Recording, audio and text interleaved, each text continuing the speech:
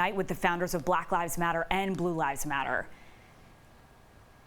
And we want to welcome Hawk Newsome and Joseph Imperatrice. Thank you both for being here tonight on the heels of a very busy primary election day here yesterday in New York City. Change on the horizon.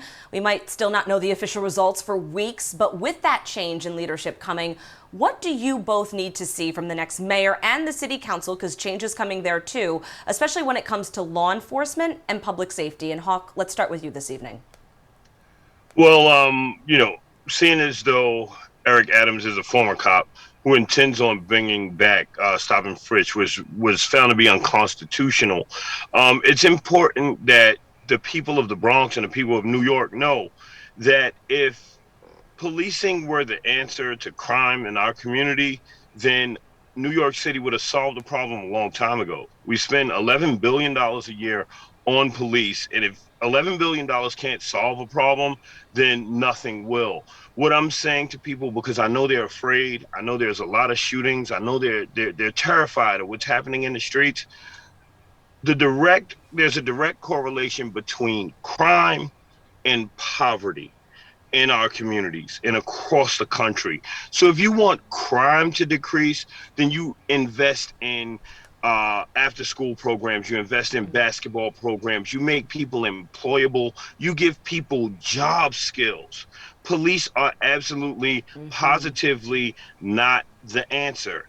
And I'm afraid that that's what's being ushered in with this new administration. But I'm happy about city council because 6 candidates, the Black Lives Caucus, our political arm, endorsed, are now taking office. They won last night. So we lost on the mayoral side, but we had a very strong win, which gives us a stronghold in city council.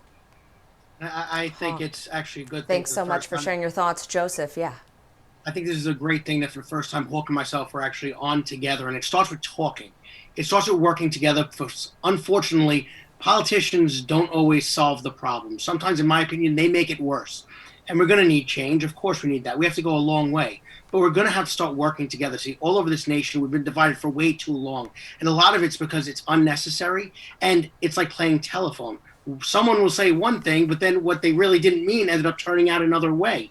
So if you could just get to the source, get in front of each other, maybe get some kind of relationship, friendship, whatever you want to call it, and start getting to the bottom of these issues. Because just by arguing back and forth or hoping that somebody new that comes in is going to change it, it doesn't always affect the outcome that something else better could have actually happened.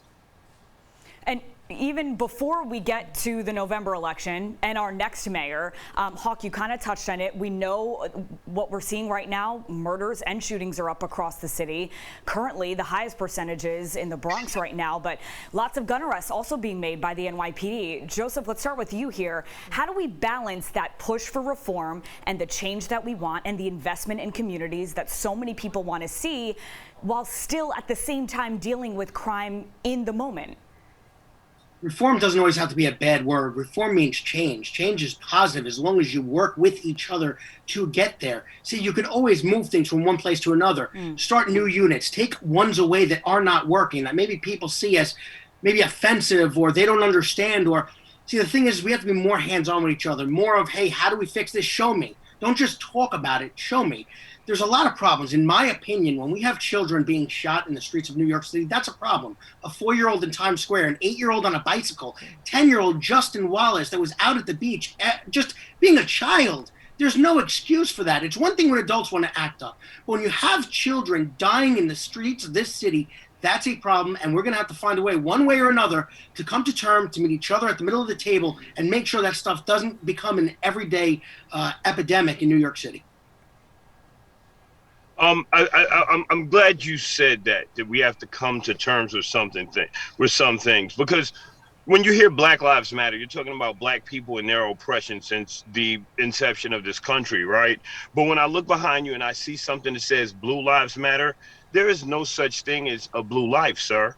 There is absolutely positively no such thing as a blue life. No one is born blue. I came out of my mother black. People come out of their mother different colors. So my being black is not a choice, right? Being a cop is a job, right? And this term came about in response to the murder of Eric Gardner. So that's very tough for me. When people talk about meeting and coming together at a table, it's hard for me to fathom meeting and coming together with people who deny facts. The fact is that policing came about as in the aftermath of slavery. Policing from its inception has been racist. There's study after study that prove this. And if we want to look at policing in America, then we have to come to the conclusion that it does not work. It has destroyed too many families. It plays its part in the era of mass incarceration. And what we need to do is start taking a more heart-centered approach to making people obey the law. We have to look at the way people obey the law in a completely new light.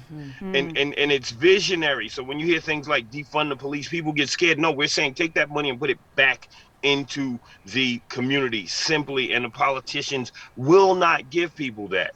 And it's just really hard. We need social workers, not cops.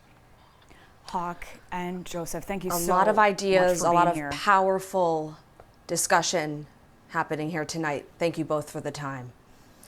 And turning now